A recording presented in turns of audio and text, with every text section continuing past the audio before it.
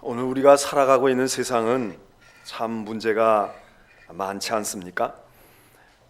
여러 가지 면에서 발전하고 분명히 과거보다는 모든 면에서 나아진 분야들이 있지만 그럼에도 불구하고 여전히 우리는 문제투성이 속에서 살아가고 있습니다. 그 문제라는 것들이 대개의 경우는 잘못된 것들이고 또 죄와 악의 성격을 담고 있는 데에 문제의 심각성이 있습니다. 그러나 그것과 더불어 그것 못지않게 더 우리들이 염려스러운 것은 바로 그런 죄와 악의 성격을 담고 있는 일들을 행하고도 그런 일들을 저지르고도 부끄러워하지 않는다는 것입니다. 죄와 허물도 문제지만은 그 죄를 짓고 그런 죄를 행하고 난 다음에 부끄러운 마음이 없다, 수치스러움을 가지지 않는다, 이것은 또 다른 문제를 야기하지 않을 수가 없습니다. 이것은 개인뿐만 아니라 공동체나 어떤 집단도 마찬가지인데, 이웃나라 일본에 대해서 우리들이 아주 마음에 편치 않아 하는 까닭은 그들이 역사 속에서 행했던 부끄러운 일들, 그런 일들 자체도 우리를 마음에 좀 자꾸 마음을 다치게 하기도 하지만, 그 일에 대해서 저들이 어떻게 보면 뻔뻔스럽게, 어떻게 보면 전혀 수치스러운 것이 아니라 당당하게 그렇게 그 문제를 거론하고 적반하장격으로 다루는 것을 보면서 전혀 반성의 기미조차 보이지 않는 것을 보면서 우리는 마음의 답답함을 금할 수가 없는 것이 아닙니까? 무슨 잘못을 했는지, 무엇이 내게 있어서 부끄러운 것인지 이것을 알지 못하는 것, 그것은 남의 나라 이야기뿐 아니라 우리나라도 마찬가지일 것이고 어떤 집단만 아니라 우리 개개인에게도 살펴보고 적용해야 될 말씀이라 그렇게 생각을 합니다. 우리는 어떨까요? 우리에게는 부끄러워함이 있을까요? 난 참 부끄럽게 생각해. 우리가 정말 부끄러운 것을 알고 있을까요? 후한무치하다, 철면피다, 그런 이야기들을 우리가 말합니다. 뻔뻔하다, 또 염치가 없어, 그 사람은 염치가 없어, 철면피야. 철면피라는 말이 무엇이겠습니까? 우리의 얼굴 가죽이, 이 피부가 쇳덩어리로 철로 되어 있어서 그래서 창피한 것도 모르고 또 그가 얼마나 수치스러운 일을 당해도 표정 하나 바꾸지 아니하고 당당하고 뻔뻔하고 그런 사람을 우리는 철면피 같아, 그렇게 이야기하고 있는데, 오늘 우리들이 바로 그런 주인공들이 아닐는지요. 스바냐서 3장 5절에 보면은 악한 자는 부끄러운 줄도 모른다고 했습니다. 부끄러운 것이 무엇인지 몰라서 부끄러워하지 않는 사람들이 있고요, 또 부끄러운 것을 알면서도 불구하고, 잘못을 알면서도 불구하고 전혀 부끄러워하지 않는 사람들, 이들을 일컬어서 악한 사람이라, 마음이 대범하고 그래서가 아니라 그게 바로 악이다, 이겁니다. 그러나 이 세상에 만일 부끄러움을 가지고 살 때에도 어떤 때는 너무 수치심에 사로잡혀서, 병적으로 수치심에 사로잡혀 있는 사람에게는 오히려 너무 수치스러워하지 마, 너무 그렇게 하는 거 정신 건강에 안 좋아, 그렇게 우리들이 오히려 위로해 주는 경우도 있지 않습니까? 그러므로 전혀 부끄러운 것을 모르는 것도 문제이지만, 오늘 우리들 가운데 상당수가 정말 무엇이 부끄러운지를 모르고 부끄러워할 것을 부끄러워하지 아니하고 부끄러워할 필요가 없는 것을 몹시 부끄러워하는 이런 일들이 오늘 우리의 삶을 오히려 더 어렵게 만들지 않을까, 그런 우리가 생각을 해봅니다. 여러분, 무엇이 부끄러운 것이겠습니까? 우리가 무엇을 어떤 경우에 부끄러워해야 되겠습니까? 아무것도 부끄러움이 없는 사람은 이 세상에 아무도 없을 것입니다. 그런데 세상에서는 세상 사람들도 나름대로 부끄러움을 가지고 살고요, 우리도 참 부끄럽다, 그런 건 정말 드러나지 않았으면 좋겠어, 수치스러워, 이렇게 생각하는 부끄러움이 있을 수 있지 않습니까? 물론 대부분은 다 같겠죠. 예수 믿는 사람의 부끄러움이 다르고 예수 안 믿는 사람의 부끄러움은 또 다르가, 거의가 다 공통적이겠지만, 그러나 신앙을 가지고 있는 사람들에게 그들만이 가지는 부끄러움, 그게 있어야 되지 않겠습니까?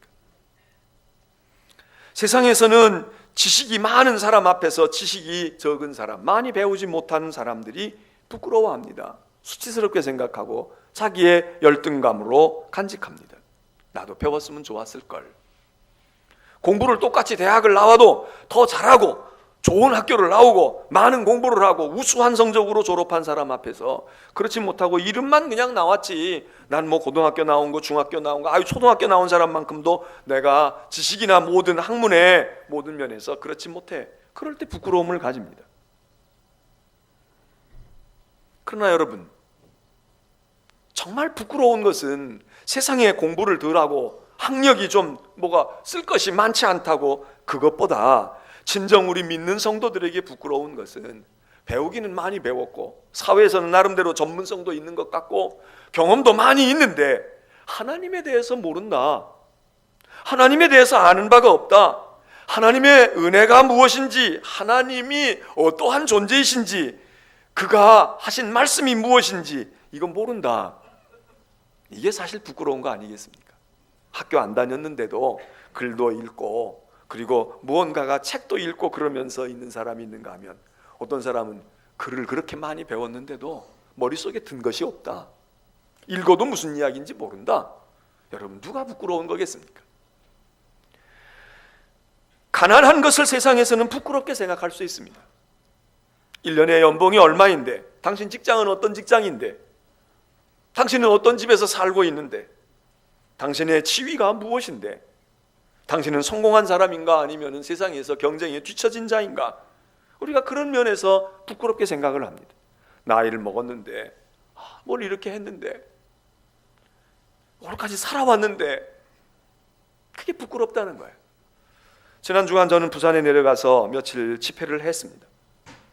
어느 날 그 교회 목사님이 부산에 기왕에 오셨으니까 부산에 있는 교역자들을 좀 올 수 있는 사람을 오게 해볼 테니까 목사님이 1시간 좀 얘기를 좀 해주시면 어떻겠느냐고 갑자기 저한테 그런 얘기를 해서, 그래서 제가 그러면 인사라도 나누고 그럴 겸 한번 그래서 가능한 시간에 오실 분들 그렇게 해봅시다. 그리고서 시간을 가졌습니다.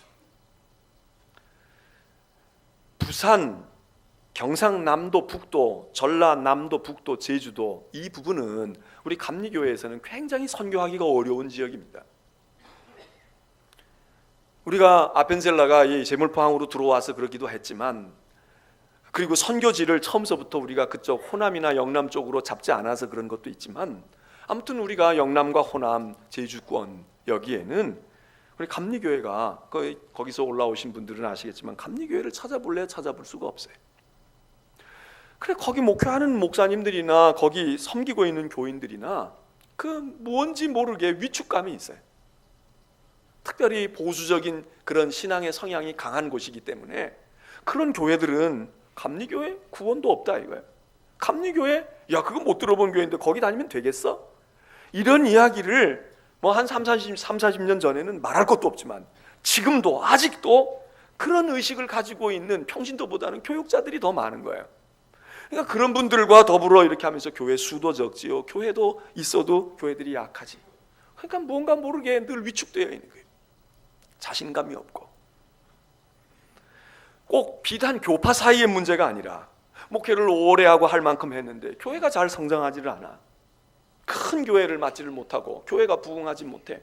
그러면 왠지 모르게 말이죠, 목회를 했고 신학교에 그런 졸업도 빠르게 하고 그랬음에도 불구하고 이 목사들의 세계에도 교인이 많은 교회의 목사들은 30대 40대가 돼도 당당하게 큰 목사님의 대접을 받고, 그렇지 않은 목사들은 뭐 존재감이 없는 거예요. 교회에서 뭐 재정적으로 후원도 못하고 선교도 못하고 어디 가서 뭘 개척교회를 세우지도 못하고, 그러니까 학교로는 까마득한 선배이기도 하고 그렇지만은 그러나 뭔가 위축되어 있어요. 제가 그런 걸 알고 있기 때문에 이제 그런 이야기들을 하면서 정말 부끄러운 게 뭔가, 정말 우리가 어깨를 의시대고 펴고 있어야 할 게 뭔가. 우리 목사님들이나 우리 사모님들, 그런 것 때문에, 그런 비교의식 때문에 주눅들 필요 없다. 우리가 게으르고 우리가 잘못되었기 때문에 우리가 믿음이 없고 우리가 무언가 목회를 잘못해서 교회가 성장하지 않는다 하면 그건 우리가 책임지고 부끄럽게 생각해야지. 그러나 이게 지금 감리교회에 대해서 인식이 잘 안 돼 있는 이 호남과 영남에서 목회하고 선교하는 분들 대단한 거 아니냐. 그러니까 숫자에 연연하지 말고, 그리고 정말 하나님 앞에 부끄럽지 않으면 되는 거야. 그리고 기죽을 필요 없다. 큰 교회 목사라고 다 목사이냐? 그래서 다 부흥하는 거냐? 아니야. 그러니까 최선을 다하고 우리의 믿음의 신념과 소신을 가지고 하나님 앞에서 우리가 멸시받지 않는 목회자가 되면 작은 교회라도 존경받는 목사가 있는 것이고, 큰 교회를 이루었음에도 불구하고 멸시받는 목사도 있는 거야. 문제는 방법을 통해서가 아니라, 나이가 많이 먹었다고 다 존경받냐? 나이 많이 먹기 때문에 멸시받는 목회자들도 있어. 나이가 젊다고 무시당해? 아니야. 디모데는 연소함을 가지고 있지만 바울이 내 연소함을 업신여김의 요소가 되지 아니하게, 젊고 새파란 전도사 목사인데, 목사님 우리 아들 같은데, 우리 손주 같은데, 전도사님 우리 손주 같은데 어떻게 전도사님 인생 살아보지도 아니하고 어떻게 그렇게 이야기할 수 있겠습니까? 물론 성경 보고 신학 공부했으니까 그렇지만 참 대단합니다. 얼마든지 존경받을 수 있다. 나이 먹었다고 늙었다고 쫓겨나야만 되냐? 나이 먹은, 오히려 늙음이, 말년의 노년이 존경받을 수 있는 요인도 되는 거야. 늙었다고 존경 못 받고 젊었다고 존경 못 받는 게 아니라, 늙고 젊음의 문제가 아니라 늙어도 존경받을 수 있고 젊어도 멸시받을 수 있는 거고. 그런 이야기를 이제 했더니 끝나고 난 다음에 목사님 그런 얘기 해줘서 너무 고맙다고. 우린 그냥 마음에 다 그런 생각하고 그냥 어디 가면 뭐 명함도 못 내놓고 말이에요. 뭘 이러고 했는데 이제 다시 생각하고, 물론 왜 처음 들었겠어요.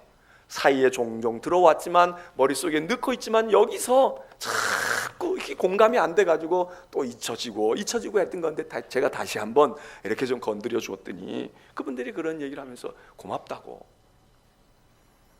여러분, 무엇가 부끄러운 것입니까? 교회가 크면 자랑스러운 것입니까? 교회가 작으면 부끄러운 겁니까? 세상의 논리는 그리 가져갈 수 있을지 모르지만, 그렇다고 해서 큰 교회가 되는 것 다 싸잡아서 비난하고 그렇게 얘기한 그런 말은 아닙니다. 커도 존경받을 수 있고 적어도 존경받을 수 있고요, 커도 욕먹을 수 있고 적어도 멸시받을 수 있어요. 문제는 우리가 부끄러운 것이 무언가, 가난한 게 부끄러운 게 아니잖아요. 그렇다고 그럼 부자가 되면 욕먹어야 됩니까? 그거 아닙니다.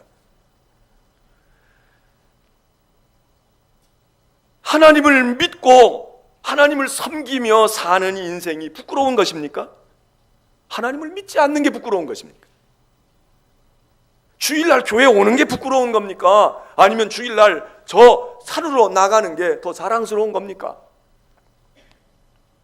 오늘 우리는 그런 관점에서 부끄러워할 것을 정말 부끄러워하고, 내가 집이 한 칸 없어도 천국에 내 집이 있으면 자랑스러운 거죠. 땅에 수십 채를 가지고 있어도 주님이 예비해 놓으신 처소가 없으면 부끄럽고 수치스러운 거죠. 내가 아무것도 배운 것이 없어서 나는 글줄 하나 못 읽고 영어 한 줄 문장 해석도 못할지라도 내 말이 하나님과 교통하고 내 기도가 주님과 대화가 되어지고 주님의 뜻을 내가 알고 주님의 진리를 내가 안다면, 그럼 그 사람은 부끄러울 게 뭐가 있습니까? 정말 부끄러워해야 될 것은 세상에 많은 것을 가지고 세상에 좋은 것을 알고 있는데 정작 알아야 될 걸 몰라. 진짜 두려워야 할 하나님에 대해서 두려워하지 않아. 정말 하나님께 대해서 감사가 없어. 하나님의 은혜를 은혜로 알지 못해. 이게 부끄러운 것, 이게 수치스러운 것. 우리가 예수 믿고 신앙생활하면서 이런 부끄러움이 있어야 된다 이겁니다. 큰 집에 살지 못하고 명품 가방 하나 들지 못하고 브랜드 있는 이름 하나 옷을 걸치지 못한 거, 후질근한 옷을 입은 것이 부끄러운 것이 아니잖아요. 라오디게아 교회에 부활의 주님이 말씀하세요. 라오디게아 부자들이 많았습니다. 거기 아주 옷도 좋은 게 나왔어요. 좋은 옷감이 있었습니다. 주님이 그들에게 하시는 말씀이 뭐라고 이야기합니까? 요한계시록에 보면 너 말이야 잘 먹어서 눈 밝고 그리고 뭐 좋은 렌즈 쓰고 말이야 라식 수술하고 백내장 다 걷어내서 시야가 말끔하게 잘 보인다고. 내가 보기엔 너희들 다 눈 멀었어. 제대로 된 안약을 좀 사서 넣어가지고 너희의 눈을 떠보라고. 너희들이 옷 입고 다니고 우리는 염색 공장이 잘 발달해가지고 최상의 옷들을 걸치고 다닌다고. 이건 누가 어떤 디자이너가 만든 옷이고 어떤 브랜드의 옷이고 말이야 수백만 원 수천만 원의 옷을 걸쳤다고. 내가 보기엔 너희는 벌거벗고 다니는 존재들이야. 너희가 뭘 걸쳤니? 벌거벗었다는 거야. 좀 옷다운 옷을 입어보라는 거야. 여러분 명품 하지만 사실 명품을 알아보는 사람이 몇이나 됩니까? 몇 사람 못 알아줘요. 내가 가지고 있는 게 그게 명품이라는 걸 그 명품을 써본 사람이나 알지 그 명품을 몇 사람이나 썼겠냐고. 몰라요. 그리고 가짜도 명품 같아. 명품도 가짜같이 보일 수도 있어. 전문가도 식별이 안 돼. 그런데 명품을 걸치면 내 인생이 명품의 인생이 된 걸로 생각하는 그게 얼마나 거렁뱅이의 인생이냐. 여러분 제가 지난 주일날 넥타이 무슨 색깔 넥타이를 메고 나왔는지 기억하세요? 딱 보니까 그 넥타이가 무슨 넥타이 어디 브랜드 거라고 생각이 되세요? 내 나름대로는 열심히 골라가지고 오늘은 이거 맬까 저거 맬까 그러고 했지만 여러분은 관심도 없어요. 마찬가지입니다. 여러분 오늘 입고 온 옷 지난 주일날 난 뭐 입고 왔어? 그러고 한번 물어보세요. 옆 사람에게. 관심 없어. 관심 있는 사람이 있어요. 저 사람 나하고 똑같은 옷 입었는데 다음 주일날 내가 입으려고 했는데 이거 어떡하지? 뭐 이러는 사람은 기억을 하겠지.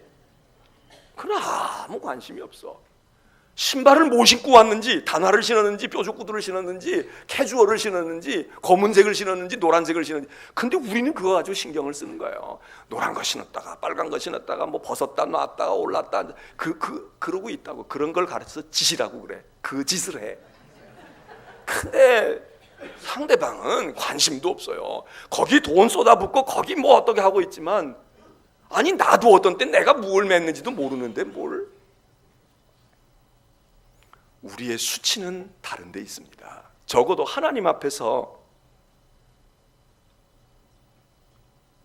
어떤 사람이 예수님을 청했잖아요. 그래서 예수님을 잘 대접하고 진수성찬을 차려놓고 대접을 하는데 어떤 여자가 하나 불쑥 나타나가지고 눈물을 줄줄 흘리고 말해요. 그리고 예수님 머리칼로 뭐 예수님 젖은 발을 닦고 말해요. 그리고 향유를 들붓고 막 이랬단 말이죠. 사람들이 뭐라고 수군거리고 욕하고 저거 정신 나간 여자 아니야? 청하지도 않았는데 왜 나타난 거야? 뭐 그러고 비난을 했잖아요. 그럴 때 예수님께서 이런 말씀을 하세요. 그 시몬이라는 사람이 예수님을 청하고 바리새인이 말이죠. 아주 바리새인도 괜찮은 거 바리새인이잖아요. 보통 바리새인이 예수와 상종 안 하는데 이 바리새인은 의식이 있는 사람입니다. 그래 누가 비난을 하고 누가 그래도 나는 예수를 청할 거야. 그분이 훌륭한 분인 걸 내가 알아. 자기 나름대로는 정성껏 다 준비를 했습니다. 그리고 멋진 만찬을 준비해서 예수님을 대접한 매너 있는 사람이었어요. 근데 예수님은 이렇게 말씀하셨어요. 너는 나를 청한 주인공이고 나를 이렇게 잘 대접하려고 한 거는 좋지만 이 여인에게는 너희들이 비난하고 있는 이 여인에게 있는 게 너에게 없다 이거야. 너는 집을 가정을 열고 그리고 세팅을 잘한 식탁을 만들어서 그래서 그럴싸한 지금 잔치를 준비하고 나를 초대해줘서 VIP로 초대한 건 좋은데 이 여자는 내가 나를 대접하지 못한 대접을 하는 부분이 있어. 넌 나에게 손 씻을 물도 주지 않았어. 이 여자는 눈물로 나를 씻었다.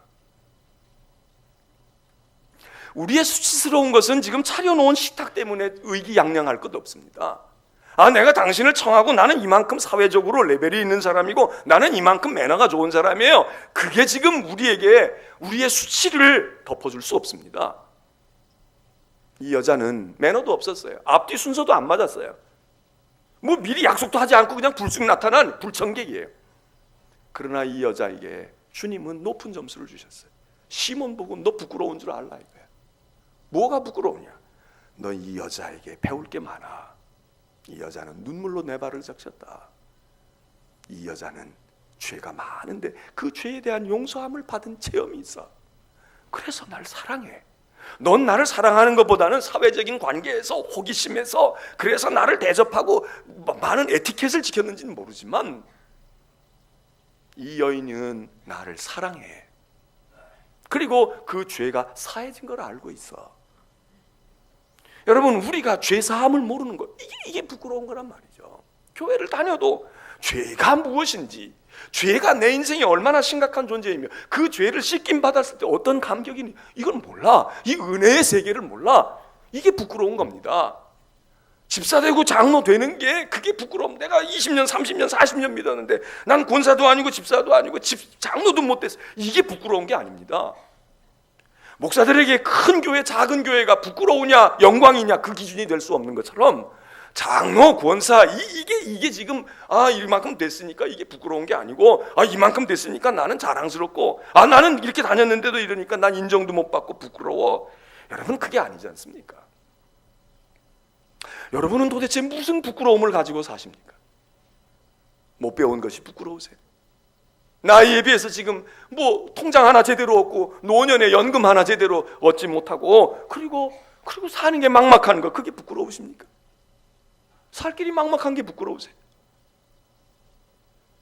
어찌 하다가 무엇을 했는데 뜻한 대로 되지 아니하고 실패하고, 그래서 지금 남들이 나를 볼 때, 내 친구들이 나를 볼 때 저 사람은 저렇지 않을 거야, 공부도 잘하고 성실하게 했고 부모님께로 물려받은 것도 있고 사회적인 지위도 괜찮았는데 속모르게 나만이 앓고 있는 소갈이가 있어서, 그래서 누구에게 드러내고 싶지 않고 알려질까 봐 그래서 은둔하고 싶은 마음, 그런 수치심이 우리에게 있습니까?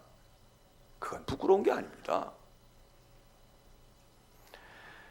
사실 우리가 우리의 말과 생각과 행동과 처신이 얼마나 부끄러운지, 우리가 나이가 그만큼 먹었으면 나이에 걸맞는 말을 해야 되지 않습니까? 인생 살아도 나이에 걸맞는 얘기를, 어떤 때 보면은 3살 아이도 저렇게 말 안 하는데, 그런데 인생을 많이 산 사람이 그런 얘기한다면 얼마나 부끄럽습니까?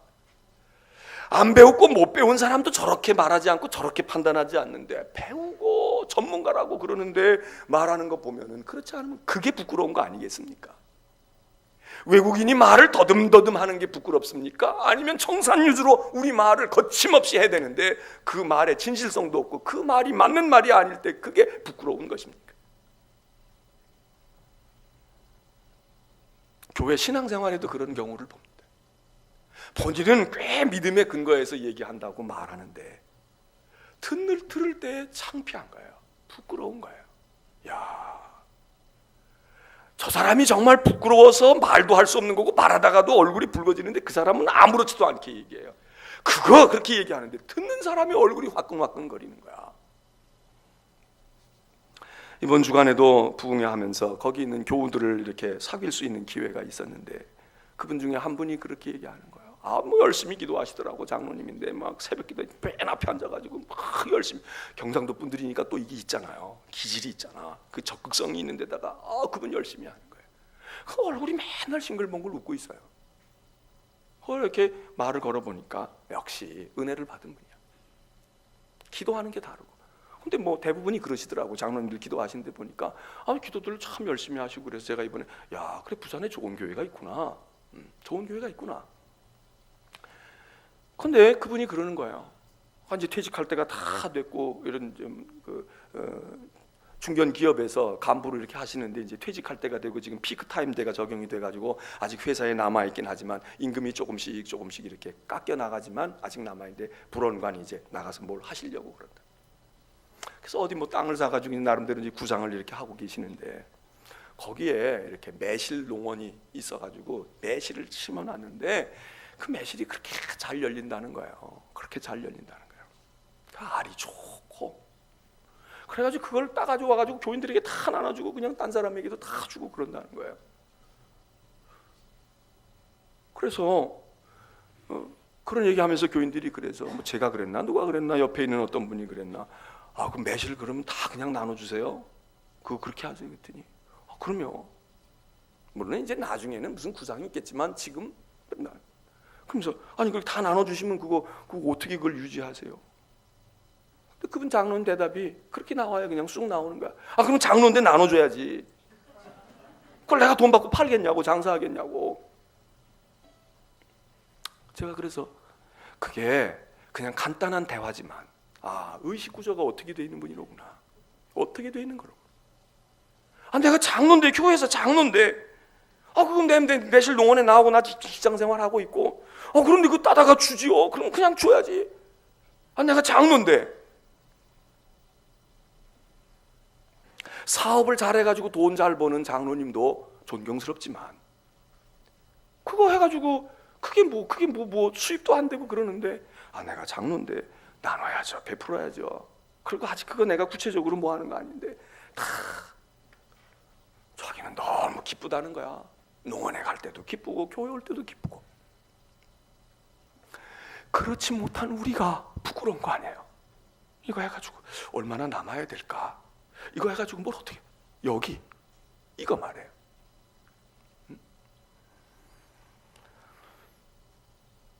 교회 안에서 우리가 말하는 거 보면은 부끄러움이 있는지 없는지를 알게 됩니다. 꼭 뭐 소심하고 말이에요, 아주 보기에 뻔뻔하고 사람이 아주 거칠고 이런 사람만이 수치를 모르는 게 아닙니다. 믿음의 수준이 있고 할 말이 있고 하지 아니할 행동이 있는데, 그런 행동을 하게 되어지는 건 실수로 할 수 있겠죠. 실수인지도 몰라. 반복해서 그런 유형의 행동을 하거나 그런 말을 할 때 부끄럽다. 내가 부끄러워하지 아니하면 부모가 부끄러워하고요. 우리 공동체의 일원이 스스로가 부끄러움을 모르면 우리가 다 부끄러워. 제가 부끄러운 짓을 해보세요. 여러분들이 얼굴을 못 들고 다니시는 거야. 야, 목사가, 우리 교회 목사 부끄러워 진짜. 야, 우리 교회 목사 내가 좀 어떻게 해야 되니? 그리고 여러분들이 얼마나 마음의 속이 타세요.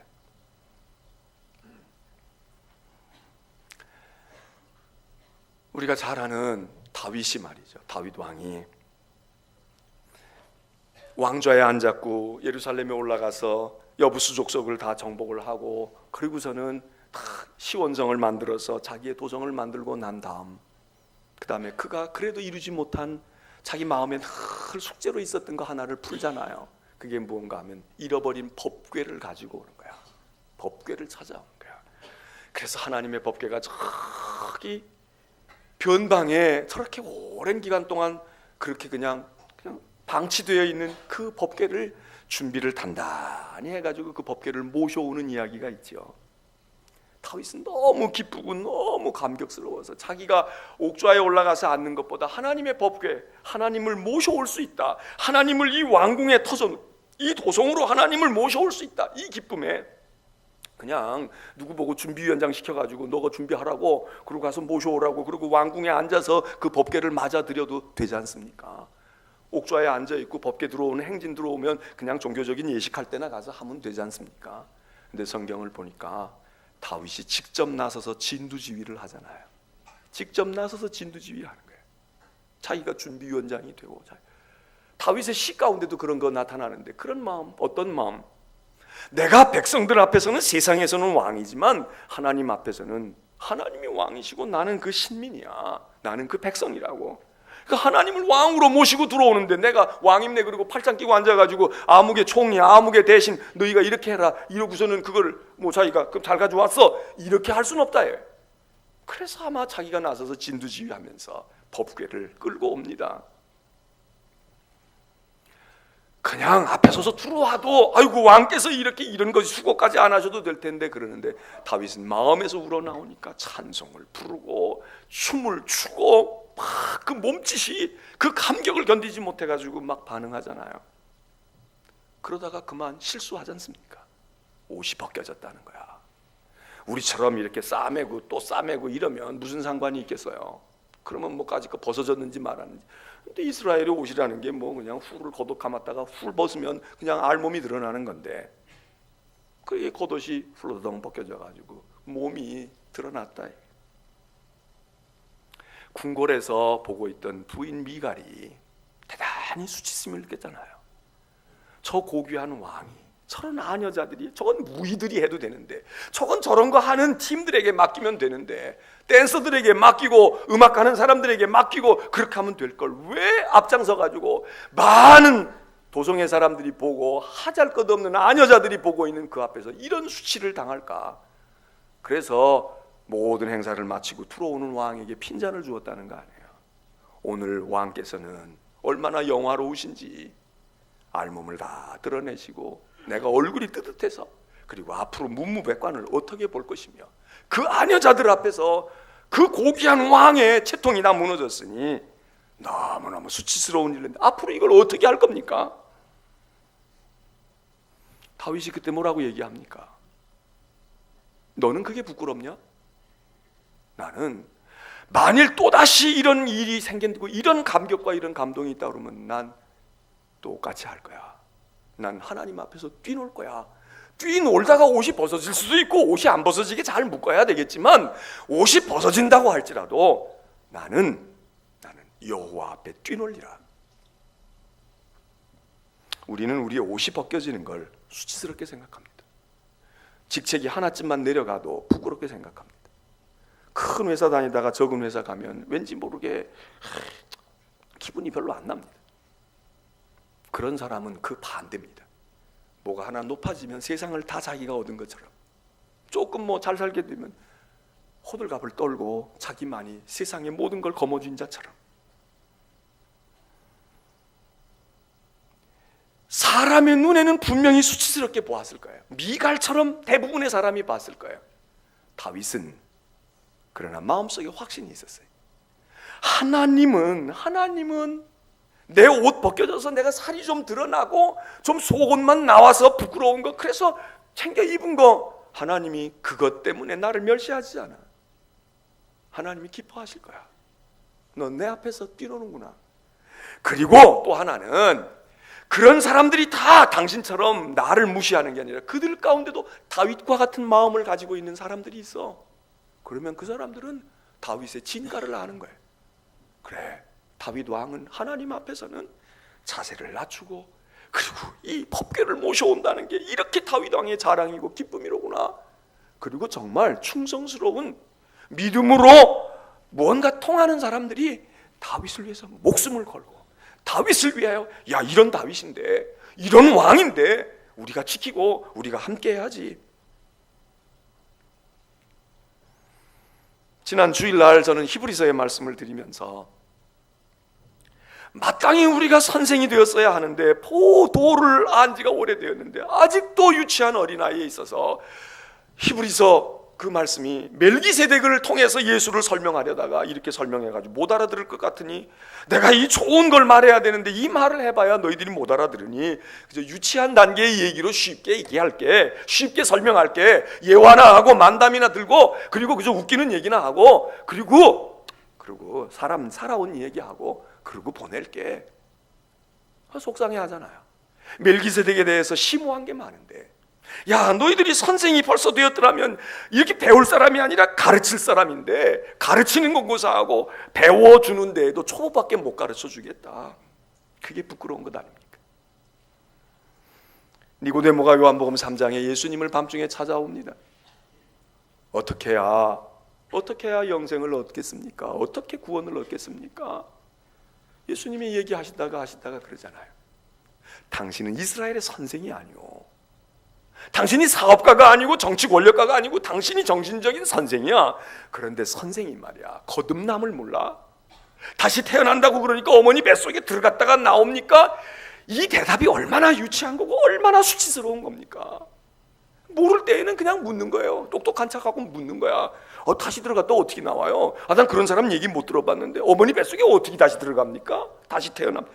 그러나 이거는 육의 얘기가 아니잖아요. 그래서 예수님이 육은 육이고 영은 영인데 넌 선생으로 이걸 몰라. 우리가 이런 부끄러움이 있습니다. 모르는 거야. 조금이라도 부끄러운 줄 알면 말을 안 해요. 나서서 말을 안 해. 창피한데 어떻게 말을 해? 내가 더 좋은 걸 얘기할 수는 없고 내가 아는 거는 너무 유치한 거니까 말을 안 하고 들어요. 배워요. 그런데 이 부끄러움을 모르는 사람들은 가르치러 드는 거야. 말하러 들어요. 이건 이렇게 됐으니까 이렇게 해야 되고 저건 저렇게 됐으니까. 근데 얼마나 그 얘기를 들을 때 부끄러운 것입니까?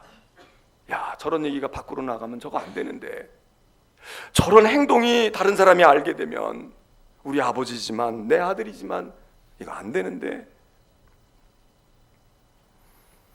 내가 이스라엘 선생이면서도 이런 걸 알지 못하느냐. 이 예수님의 말씀은 니고데모를 너무 얼굴을 뜨뜻하게 만드는 겁니다. 너무 뜨뜻한 거야.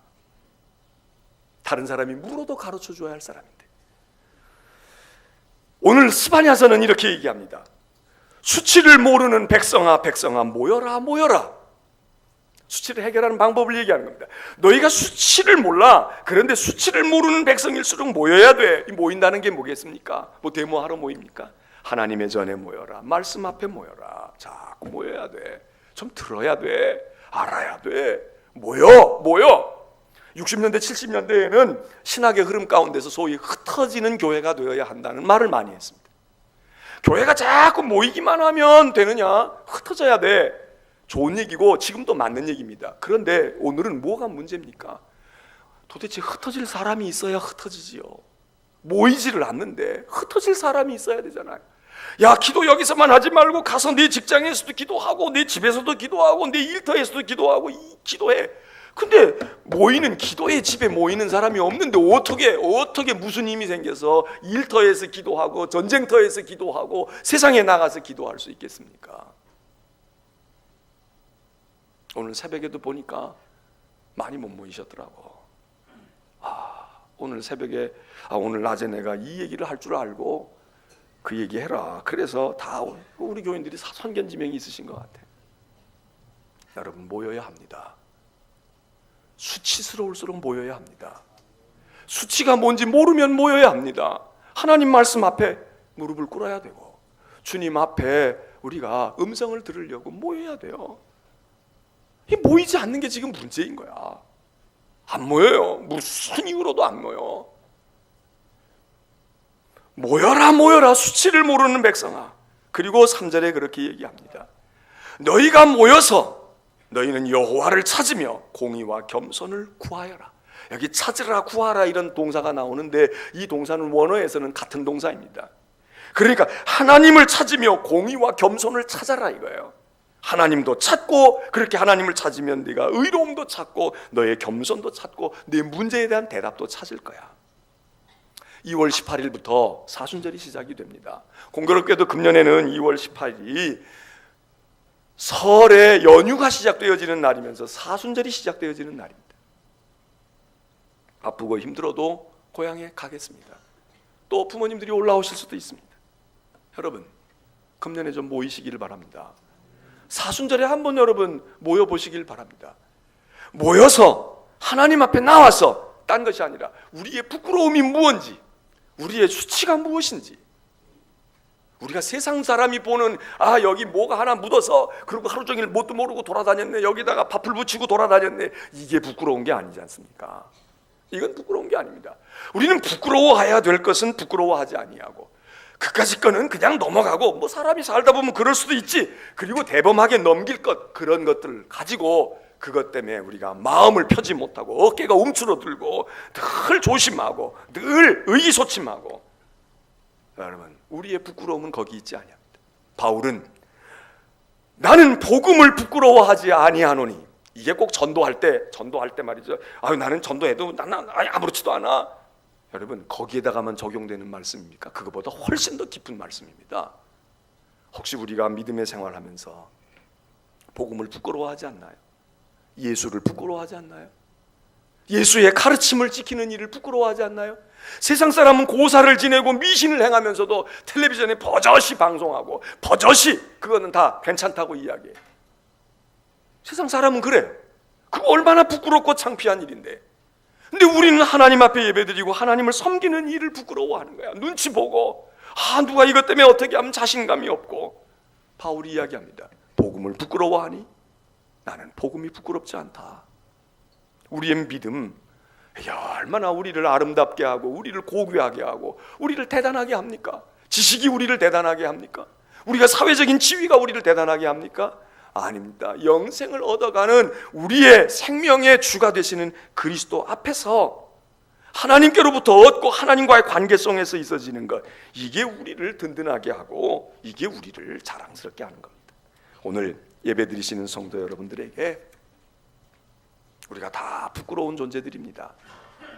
하나님 앞에서 우리의 부끄러움을 깨닫고 열심히 모여서 하나님의 의의를 찾고 우리의 겸손을 찾으면서 이 세상 가운데 여러분들이 당당하게 하나님을 노래하고 찬양하면서 믿음의 승리의 길을 걸어가시기를 주의 이름으로 축복합니다.